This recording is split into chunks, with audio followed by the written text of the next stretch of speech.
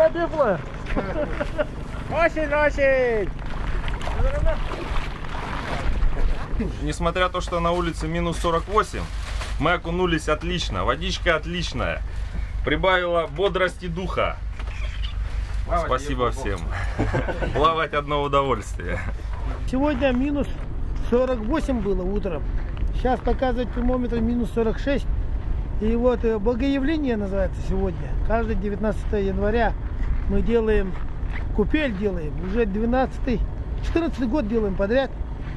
И мы вот люди приходят на открытом воздухе и Богоявление. Мы просто почитаем этот день.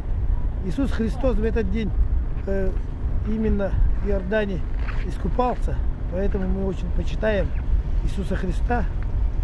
Вот люди идут, тленное свое тело погружают в воду. И ощущение очень хорошее.